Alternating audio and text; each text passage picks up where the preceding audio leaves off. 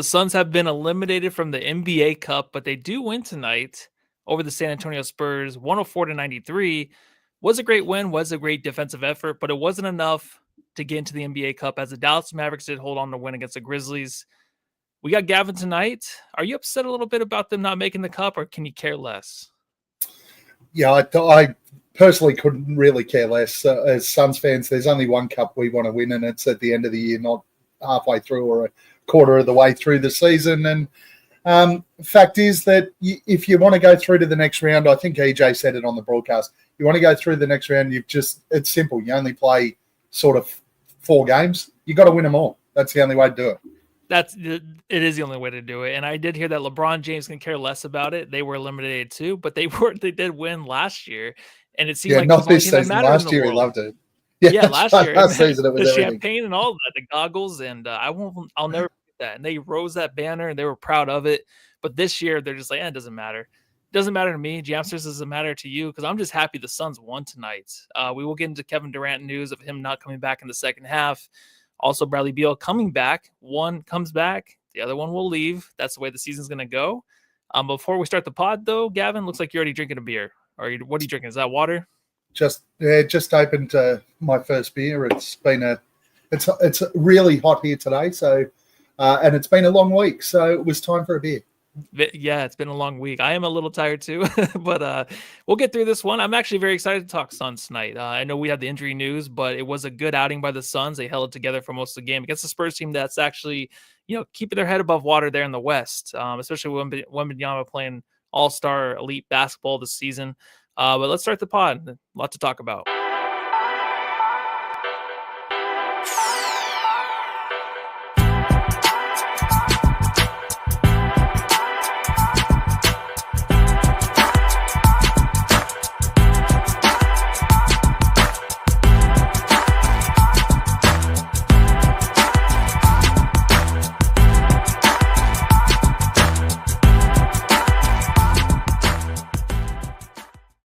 That score again was 104-93. We'll get into the first question.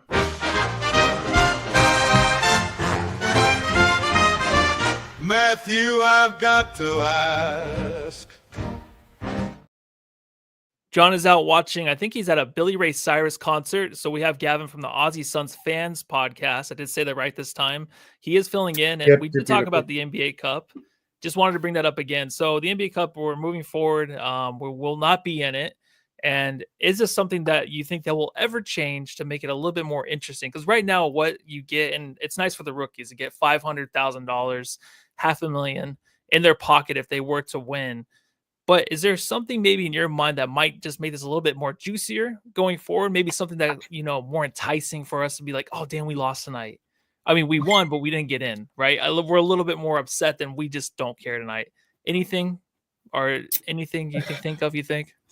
I mean, look, as fans, we're going to, particularly if you get through the first round, I think there's going to be a little bit more interest in whether or not you can win it. Certainly if you make it to the final, you're going to be a little bit more engaged in it.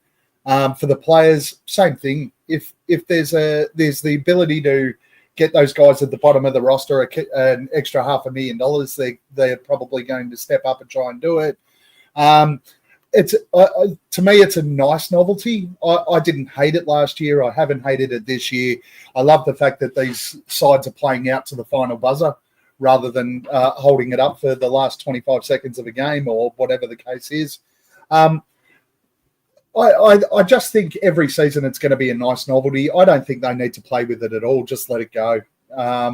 It's a little bit of interest before Christmas, and it's enjoyable without being heartbreaking if you don't make it.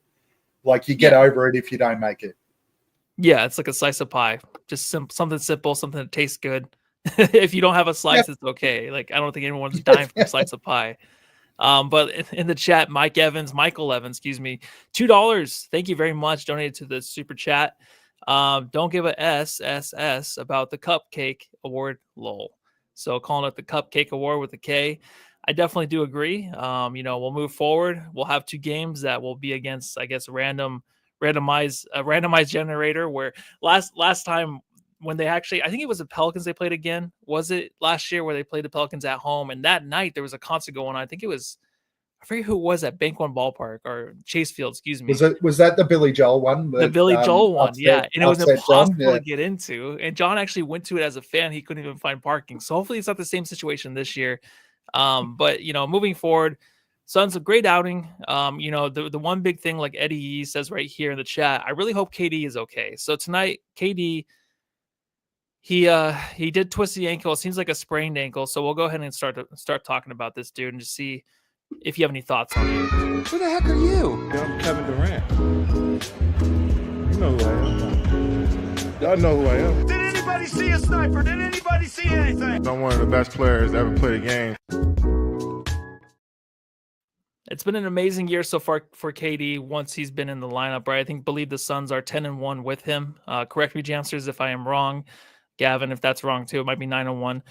But right now, I mean, before actually in this game, Kevin Durant he had 13 points, 4 total rebounds, 2 assists, had 3 pretty bad turnovers. But on one last play before the half, he looked like he wanted to just run up there and dunk it. A little frustrated with how things were going, turning the ball over, a little sloppy. He got aggressive, went to the hole, stepped on someone's foot. The ankle went sideways. It seems like it's a sprained ankle. Any worry? I mean, this is just a thing. I don't know if I really am struck by it anymore. I had some complaints the last few weeks about the Suns' injuries and how I'm just kind of annoyed by it. But now I'm just kind of more accepting of it, and I just think this is part of it. But these ones, like him and Beal, the ones where they're going in the lane and stepping on people, those ones are kind of fucking frustrating. But how are you feeling right now with the whole KD situation in his ankle? Look, it's never ideal when our key players get injured. And I think the biggest concern about a KD injury is how poorly we played when he was out last time with the calf injury. But at the end of the day, the season goes for 82 games. We've just got to win enough games to make the playoffs, and those guys have to be healthy then. So, again, I've always lived on that hill that I want to see them fit and firing at the end of the year. So an injury here where he misses 3 or 4 games, so be it. We've managed to get ourselves back ahead of the ledger with KD back, and I think we're back to 12-8 now, or whatever it is. I don't know. Yeah, 12-8. We're up to. Yeah, 12-8. We're ahead. If he misses the next sort of 3 or 4 games, then hopefully we can pick up at worst split him, get a 2-2, and we're still ahead of the ledger when he comes back. But it's 12-8. We're 20 games into the season. There's 62 games left to go. So it's always a concern. And at the moment, it seems like Beal and KD are actually alternating injuries. yeah. I don't know. So it's what they signed when they signed their lives away to someone. I don't know who it was. Maybe Robert Sarver. I don't know, because he seems like a witch. I'm sure they signed something away where they're going to trade injuries.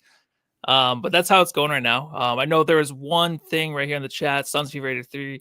We need to trade KD. Yeah, I don't think that's a thing, but I think it's the only thing that can make you feel a little bit better is just how good they do look when they're all together. Like in the first half, like they were just very dominant offensively, and a Spurs team where you're kind of worried that they might get out ahead, play some great defense in the paint with Wemby, and just kind of be a disruption all night defensively. But it just seemed like the Suns were that team where we were pesky. We were playing man-to-man defense very well. I felt like played very well in the paint for the majority of the game. So that's my biggest takeaway is like the first half. It's like that's what you're going to get as a Suns fan when they're all healthy, and it looks pretty good. But we just got to wait till they actually are all healthy. So I'm sure we'll be updated tomorrow morning to see if he's reevaluated. I'm sure like in a week or 2, they'll probably do that. Like he'll be reevaluated.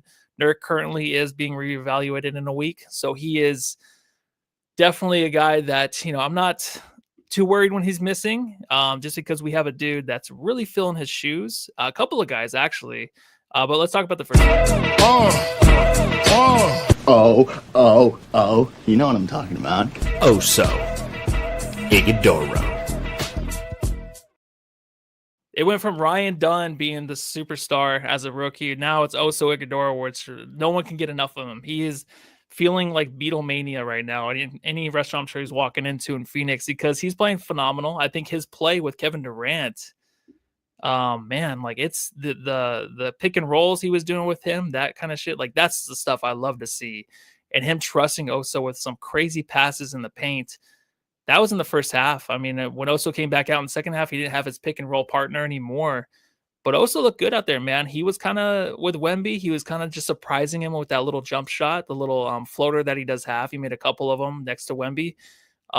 Your thoughts on him tonight and just how he's been kind of progressing this year, and he's been consistent over the last few weeks, and he's kind of overshadowing what Ryan Dunn did earlier this year.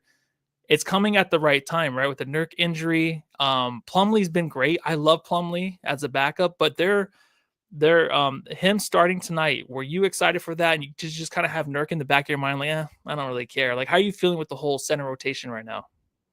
I love the fact that Oso's getting these extended minutes because Nurk's missing. It's just his energy on defense and his ability to move across the floor.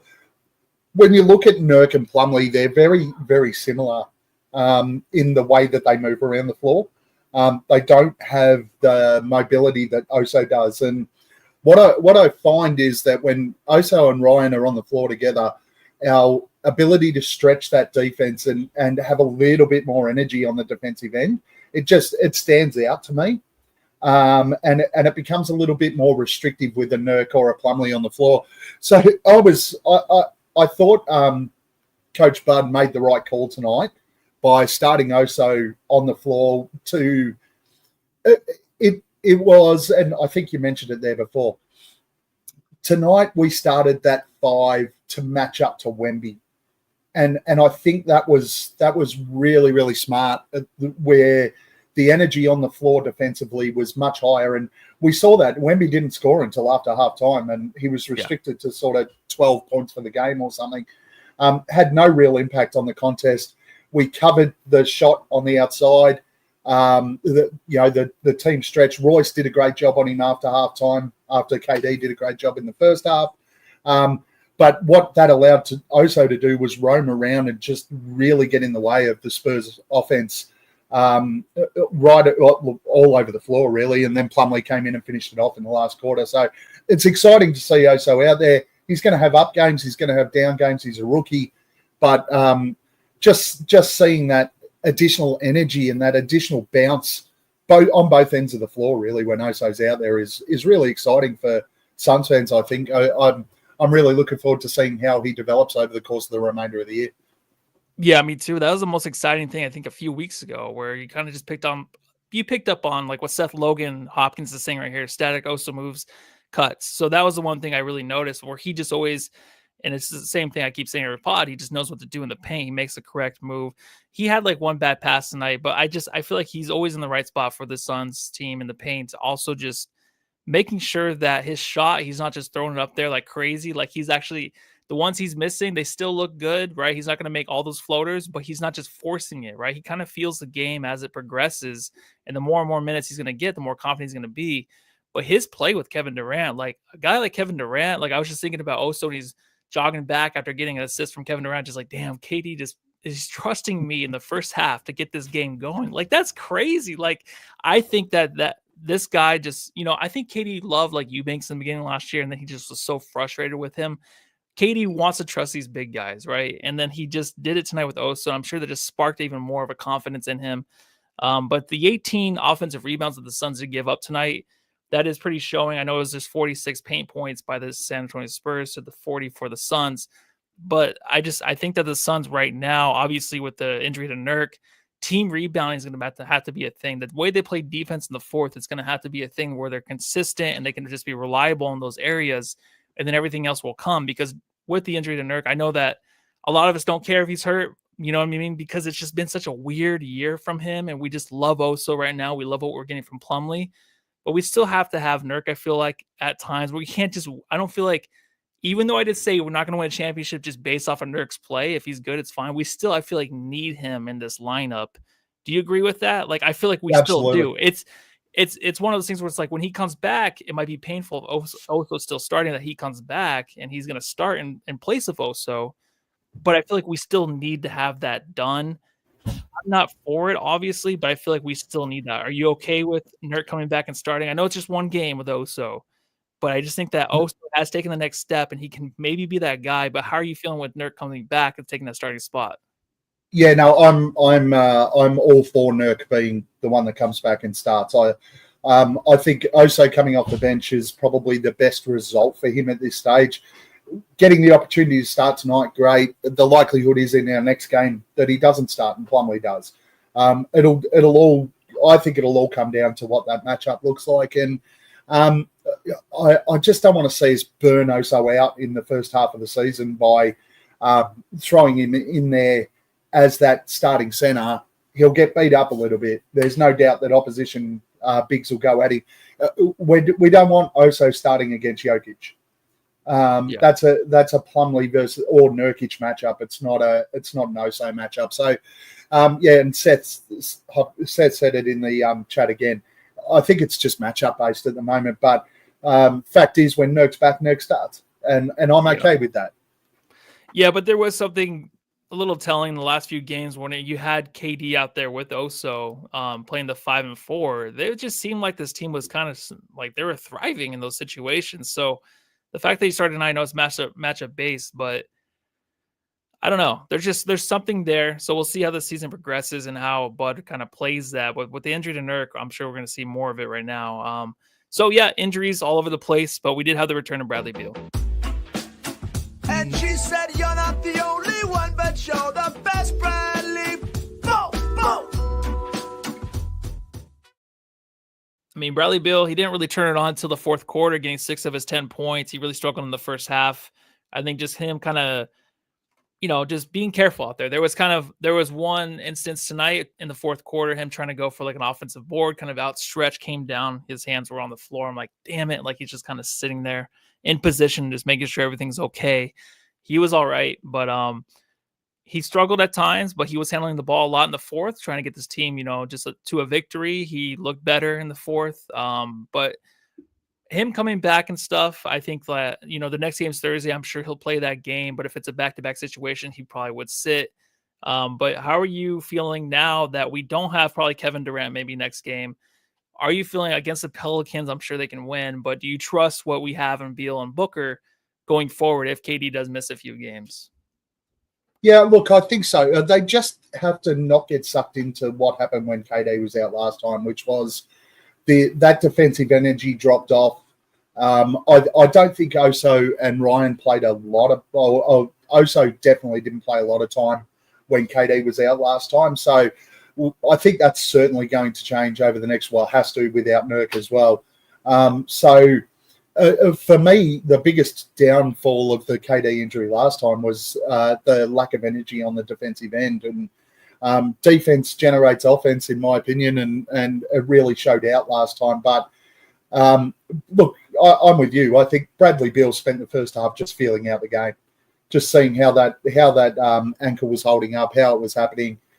In the second half, and particularly the last quarter, you saw that explosive drive to the ring past Vassell when after Vassell had hit 3 threes, I think, in a row. And it was one of those plays where if we didn't score, they could have gone back up and sort of brought it back to 4 or 5. And what we saw was that explosive move to the basket where he finished it off, and it made it pretty much put the game away at that point. Yeah, I think there's like big plays all these guys can kind of pull off. There's just like a hesitancy too, like with Beal on the court too, that I'm just kind of a little bit. Oh, someone has entered the room, Gavin. He's having a time right now. But yeah, back to the game. I think that we saw like a lot of guys that can step up in situations, especially if KD is gonna miss a game here or there. Like you kind of maybe hope maybe Bobo can come in at times, just for length, for size. But when Beal was gone, like we saw a lot of Monte, and I love Monte, and he played only like 7 minutes, 8 minutes tonight, but he seemed like he just played more than that, and he had some intense hustle in the fourth quarter. Oh, hey, Monte, I really ain't got your money, don't you worry. I said, hey. And I only do this because I really do. I'm begging for more minutes from Monte. I just will die on that hill. I really will, because I do love what this guy brings. His intangibles, the way that he can just kind of hold down the fort when he comes in, and especially if there's an injury to Beal, he can put up some points if he needs to, move the ball around. Obviously, we know that, but he's just a safe guy out there. Are Are you with me where I just feel like we should see more of him? I think obviously the minutes are thin just because of Booker, Beal, and then also you have Tyus and then Grayson. Like, it's just hard to fit him in. But I feel bad because I really like the dude. I love what he does. He had a plus 13 today, and just the 8 minutes he played, and a lot of it had to do in the fourth quarter where he was playing really great defense. He seemed like he was always out there on the fast break or leading the fast break from a steal. But yeah, what are your thoughts on Monte though? Do you think that he deserves more minutes, or he's just kind of cool where he's at, and it's probably going to be hard to find minutes for him? And look, I think particularly over the middle parts of the year, we'll see more minutes out of Monte as they try to reduce some of the minutes of Beal, Book, and KD. He was great tonight. His last quarter was excellent, and I think even the last game as well, he shot the ball really well and put in some really good minutes again. I think we'll see his minutes bounce up to sort of 12 to 15 as the next few weeks go ahead, and hopefully it does go up. I mean, we still want to reduce the minutes of some of those other guys, particularly Beal and KD. Want to be able to pull those minutes back, and we've got Monte there. I think Suns fans are more than happy to trust him to be out on the floor. I think the Suns will be more than happy to trust him to be out on the floor. So hopefully we do see an increase there because, as you said, his output in the restricted minutes he's having at the moment is really solid. Yeah, I think so too. And he's getting minutes. And I think that Jo, Josh Okogie, I love that Seth Logan Hopkins said. So are we thinking a Jo trade? So Josh Okogie, he's had the last 3 games he did not play. Last game, the game before that, he played less than a minute, and then 3 minutes a game before that. But Josh Okogie, when he's been in, he's looked really good. I feel like this season he's kind of showed out. So are you thinking that with all the injuries and stuff, that the Suns are going to have to kind of pull the trigger on some kind of trade? Because right now they're trusting Ryan Dunn more than they are Josh Okogie, trying to see maybe if Ryan Dunn can still withhold a long season, because Ryan Dunn's kind of fallen off in a way. I'm saying he's playing pretty good, but it's just not what he was in the beginning. So do you think that there's something kind of in the works of Josh Okogie on the move to get maybe some size back? Anything there?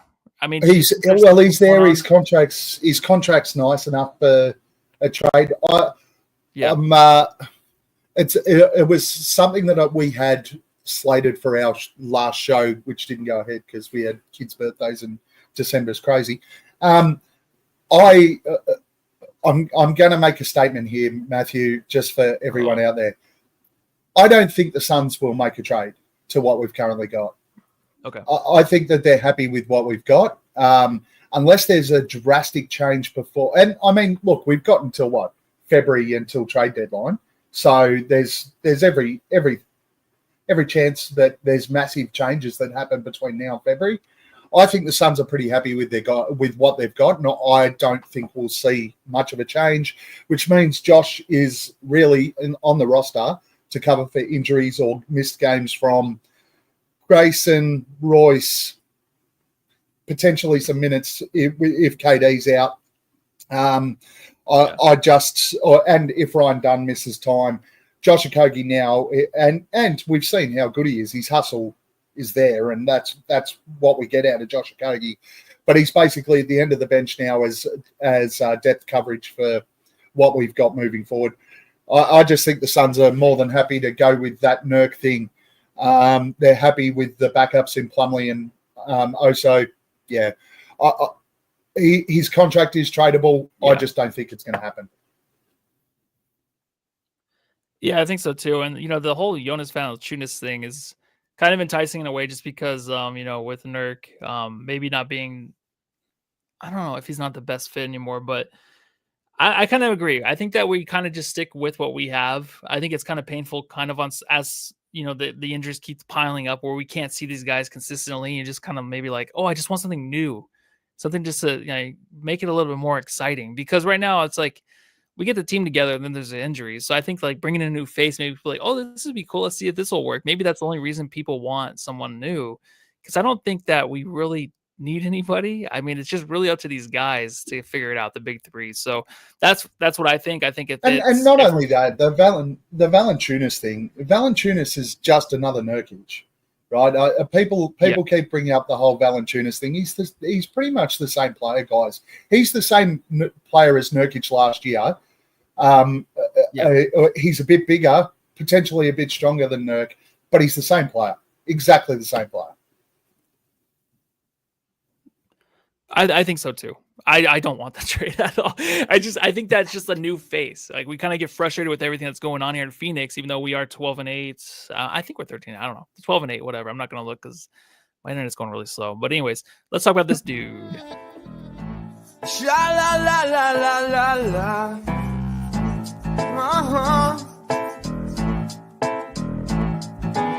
Mr. Jones and me.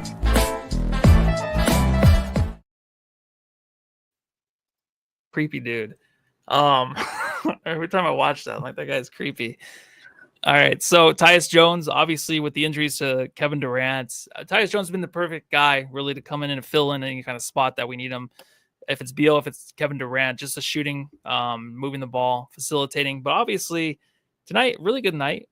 We had the 16 points from him. We also had the 4 assists and 2 personal fouls. What a stat right there. But no, 16 points from him. But he's kind of feeling like where he was talking about before the game, shoot around, just saying that he kind of, he knows where he's at now in his career here with the Suns. He kind of knows where to be on the floor, knows what to do. And that's kind of what we've been waiting for, right? I think he's been good, right? But he hasn't really stood out like he has in the last week for the Suns, where he's hitting big shots, moving the ball, holding the ball longer than I feel like he has been in the first 4 weeks of the season, where he's bringing it up a lot more and playing more of a point guard role. So it's nice to see him kind of fill in the shoes of Bradley Beal at times, especially tonight. If Bradley Beal's struggling, he knows when to step up and kind of hit the big shots. So he's finding his groove with his team, which is very exciting because I love Tyus. And he can be at times, a top 3 guy in this team. So tonight, like, a really good game again from him tonight. And we definitely need this.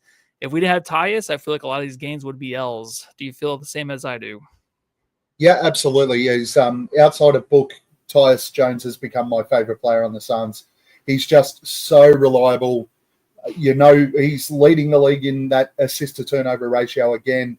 Last year, we were having 20 to 25 turnovers in games.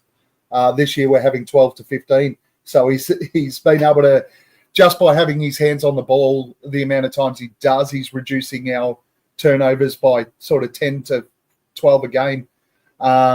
He can hit the outside shot when he gets the opportunity. He doesn't shoot 10 of them a game. He's only going to shoot 3 or 4 or 5, but he'll hit 2 or 3 of them. He passes the ball well. He makes good choices with it. I love the fit of Tyus in this roster. Yeah. No, it's been great where a lot of these guys are kind of stepping up when we need them. I think Grayson Allen, too, is kind of filling himself, except for tonight, like 0 for 3. He's been, last few games, he kind of stood up.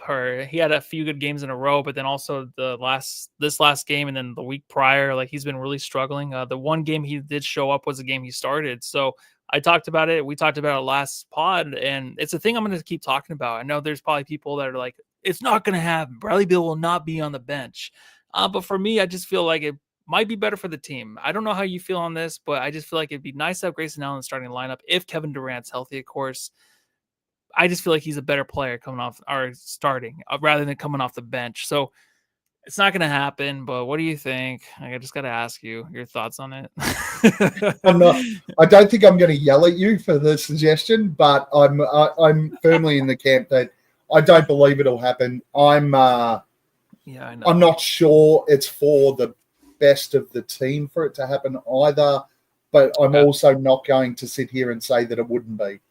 We've seen what Grayson's capable of when he does start again with this lineup. We saw it all last year, and we've sort of seen it in the one game he did start this year. Grayson's performing pretty well. I'll tell you what, the one thing he did do tonight, he didn't shoot well from outside, but he was the only player that was willing to take it to the rack and actually try to score on Wemby and draw fouls at the basket on Wemby. And he did that really, really well, which was nice to see, because it actually, when Wemby got a bit of a run on early in that third quarter on the offensive end, it was Grayson Allen who went down twice basically took it to the bucket on Wemby, drew 2 fouls on him, and it sort of changed what Wemby did on the offensive end because he was so concerned about giving up those 2 fouls and looking at the referees like, well, why are you calling fouls on me? But Grayson did really, really well to draw those, and I thought he did that nicely. His minutes are going up. I'm not concerned about Grayson at all. He's been much better. Okay. Yeah, I don't know. I love it, and that's what I want. I like it. I love it. I want a lot of it. I think that we can talk about Wemby a little bit if you want. I mean, this season, he's improved points per game with 24 points per game, 3.5 blocks. Obviously, he had 3.6 last year.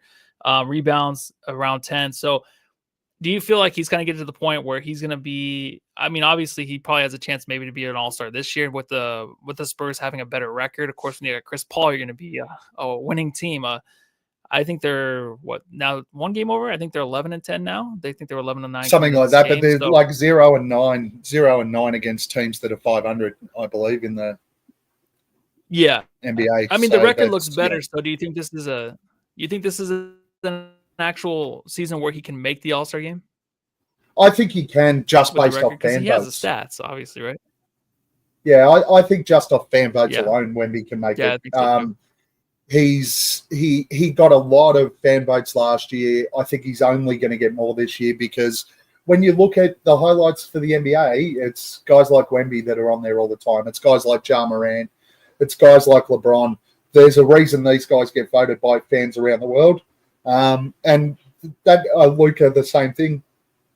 And our favorite guy just doesn't get those same highlights globally that these guys do. So I could see Wemby absolutely just getting in on fan votes alone. But I'm not saying that he wouldn't deserve it, by the way. I think he's had a really, really solid start to the year.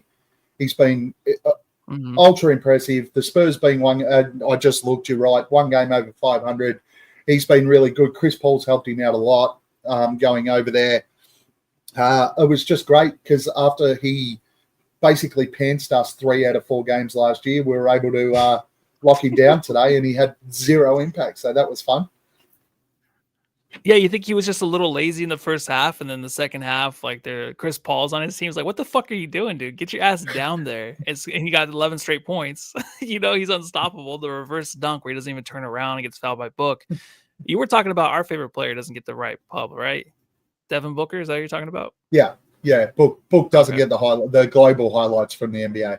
Yeah, no one likes him. We'll talk about him. Allow me to reintroduce myself. My name is Big Dick Booker.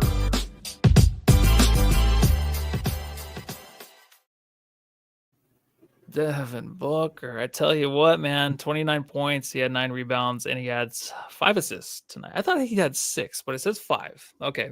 So I think it was a solid game by him. He had the 5 turnovers, but I thought his defense was great. He looked phenomenal. He's hitting some difficult shots. He had that and one that finally went in, drawing the foul. I don't think he's had one of those this year where one of those went in. So it was a great game by him. He finished it off with that play. He played from start to finish. A really great game. I think the fact that Kevin Durant went out, you kind of worried about, can Bradley Beal and Booker pull this off? Even if it is against the Spurs, you just, how things can get away, even though these teams might not be as great. You're just like, the Suns are going to blow it. But he prevented that. Him and Beal pushed through. But it was mostly Book tonight, leading the team. So your thoughts on him making the All-Star game this year? Do you give a fuck? Just like the NBA Cup. Do you care? Not anymore. I don't Not anymore. The All-Star game, game means sweet fuck all now. Look, the All-Star game is boring. There's no competitiveness to it. Nobody really cares anymore. Everybody's switching off around the world. Getting selected is an accolade, no doubt about it. He's not going to get voted in by the fans because he doesn't have the highlights. Someone, John Tran, said in the chat, his game isn't the most highlight friendly, and it's not. They don't want to show the most efficient, beautiful jump shot in the world over and over again, where it's pretty much that same shot, get to a spot, hit the jump shot with an amazing stroke. They're just not going to show that on the highlights around the world. They're going to show KD's amazing step back threes and his explosiveness to the bucket. So, look, Is he going to make it? I think there's more of a chance this year of him making it because, especially in the US, I think a lot more people around the US are giving Booker some respect because of the Olympics. So there's going to be more people that respect him a little bit, just given his performance at the Olympics. But I don't really I want him to get it in case he's got a bonus in his contract. I probably won't watch the game because it's shite. So I don't really care about the actual play. Yeah, I feel like the respect though is just like someone that busts tables from like 12 a.m. to 12 p.m. Like that's the respect he gets. Like, oh, look at that guy go. It's nothing. I don't like. There's respect there, but it's not respect where it's like he's going to be the next one, right? We kind of saw with Anthony Edwards. We saw with SGA. Book's like hit his not peak, but he's kind of where he's supposed to be right now, and it's good. It's good ball, but it's not highlight material. It's just like there's respect for him, and that he can get the job done at times. My girlfriend's son was watching highlights of Ja Morant. Now those are highlights. Like when you're watching that, you're like, oh, okay. You're not gonna watch the little bank-ins from Booker, a little little run or whatever. You know what I mean? Like it's not fun to watch. But we always talk about that. This is probably 100 times we talk about that with Booker. But I just wanted to waste a little bit more time. So I think we want to go ahead and just get to the jam star. Jam star of the game. Like, subscribe, give us a 5-star review, please. It's been already 20 games this season, and it's flown by. And it's been a weird season so far, right? Do you think, Gavin? Yeah, it's been, the ups and downs, the injuries. It's kind of been an okay season. What do you rate it 1 through 10? Like about a 5? I give it about a 5. I'm going to go just because we're over and fairly well over 500. I'm going to go with a 6.5 at the moment. Okay. But the as you said, with the injuries and stuff like that, it's the continuity is a concern at the moment. But I think a sort of 6.5. The disappointing piece, the one that drags that score down, was the last stretch without Durant, where I just don't think the team played with any energy at all.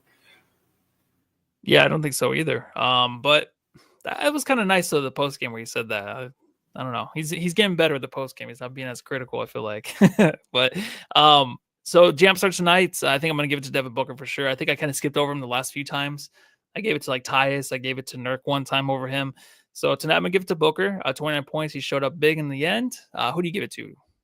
Yeah, Book. I was trying to find a reason not to give it to Book. That's what I do because that's what we do. I mean, it's what you do with your best players. You look at it and go, to be the jam star, you've got to be this amazing. He was the best player on our team tonight, easily. Yeah, I think so too. And equipment manager, Fallen Founder says Plum Dog for jam star. I can't argue against that. I just love Plum Dog on the floor. He was huge tonight. Sweet, his name's not Sweet. Suns Fever 83. Plumlee, his blocks were huge. Yeah, I mean he made some big plays tonight. And down in the paint, man, he was dominant. I felt like. I guess we missed out on this one, but it's Plumlee. Sir Hamill says Plumlee too. Freddie Merriman says Jamstar, Plum Dog, defense and rebounds. That's all that matters in NBA. You get that done, you might win a championship. And if you have Kevin Durant healthy, you know what? I don't have too much from this game. I think that them missing the cup, the NBA Cup, isn't really a huge deal. I love the fact the Suns team really did bounce back with a couple wins in a row after a really bad loss. So that's huge. I think that's what we needed as a fan base to stay steady. But now with the injury of Kevin Durant, your Wario-meter, we just did 1 through 10 of, you said 6.5 of how, you kind of feel about the season, but your Wario-meter, is it more than that? Is it less than that? Do you worry about anything with this team moving forward? I'm going to go my worry meter at about a 4 at the moment. Okay. But if the injuries continue through sort of games 20 to 45 or 50, then it jumps to a sort of 6 or 7, because we saw last year when it got to the playoffs, I think the biggest thing that we had going into playoffs last year was that the team didn't play enough games together. And if we're going to continue having different players of the starting 5 missing every week, that's a concern to me. We need these guys to get a run of games together. I heard a lot of it last year. I don't care as long as they're healthy in playoffs. we were healthy in playoffs last year and we just didn't perform. So these guys have to be healthy and play together during the season. They have to get that 30 games in a row, guys on the floor, playing together, ensuring that all of our players are set up. We know how they're going to run the offense coming into the back end of the year, blah, blah, blah, blah, blah. But at the moment, we're still only 20 games in, right? That means that we've still got that 62 games for them to get a run of games together. So I'm okay with that. It's a little bit concerned because of as you said, the tag team injuries at the moment. One gets injured, tags somebody else, they take a rest for a few games. But I'm going to keep it at a 4 for now. Cool. I agree with everything you said. I give it an 8. I'm just worried about everything. I don't know why. I'm worried about Beal still. I don't know. I worry about the whole situation. I think the only thing to make me feel better is to start Allen in front of Beal and then start Oso in front of Nurkic. Put those guys on the bench. I'm sure everything will go over super well in the locker room, right? And I think, look, I get where you're coming from with the Beal thing. So only other thing I want to point out here is over the last couple of seasons, the Beal injuries haven't been like the injuries he's had pre-coming to the Suns, where he's missing months at a time with an injury. Yeah. At the moment, it's small injuries. He's rolled an ankle or he's tweaked a calf. He's going to miss 4 games, miss a week, but then he's back and he's fine. That's the positive thing at the moment, touch wood, with the Bradley Beal stuff, is that there's no major big injuries that are keeping him out for extended periods of time. So that, from my point of view, that's, I think, where the positive comes from with Beal. Okay, well, I'm down with that. I think that's great. I think when he was in Washington, though, I always just thought he's just sitting out because they suck. You know how Booker would always remember how Booker would always end the season with an injury? He's just done because they want to tank. That was 2 or 3 seasons in a row. I feel like it was just that situation too. But when the last couple of seasons in Washington, though, he was sitting out from game 5 and 6, not game 55 or 60. Yeah. Totally true. I'm happy. I'm blessed that I'm a Suns fan and we have Kevin Durant and Beal on our team. But we still kind of struggle through these concerns, and that's fine. I think next game against the Pelicans should be a win. Do you see anything else? Because that team right now, Brandon Ingram's on the move. They're thinking about maybe trading him or maybe re-signing him, but he wants to be on a contender. So that team is about to explode and blow up because I think all those guys are going to be gone by next season. What do you think? Win or loss? I think certainly either Zion or Brandon Ingram will be gone by trade deadline this year. Yeah. I think we win that game. They're in trouble, the Pels, at the moment. They're struggling. Zion won't be back. Brandon Ingram, it depends on how many gummies he has before the game or joints or whatever it is that he has, because that dude looks stoned more than Kevin Durant. So it'll be Ingram can come out and have a 40 piece. There's no doubt about it. But the Pelicans just seem to be struggling right across the board at the moment. Yeah, I think so too. Well, I hope it's a victory, and Thursday night should be John and I back on the pod together. I think we've only been on the pod 5 times this season at the same time. But thank you, Jamsters, everyone, for watching. We'll probably cut a little bit early, get some sleep tonight. Been a long day, been a long week. Go Suns. Everyone like, subscribe. Make sure to leave a 5-star review. We would love that very much. Thank you all for watching. Gavin, do you have anything else? Give a shout out to where they can find you. Follow us at Aussie Suns Fans, Twitter, Blue Sky, Facebook, YouTube, all that sort of stuff. Instagram as well. Our man Boyd looks after Instagram, so there's going to be weird photos coming out at some stage. It's follow, like, do all that sort of stuff. Check us out. We pod most Saturday nights, Arizona time, Sunday Australia time, unless we have a big night Saturday night, and then all of us are hungover and we can't do it. But appreciate you having me on again, Lizzie. I love it. I love jumping on with you guys on these after game pods. So really appreciate you reaching out and asking me to join you again. Yeah, no problem. I really appreciate you coming on and keeping the season going. It's going to be a long one. We got a lot more to go. So everyone, until then, go home and love your family, everybody.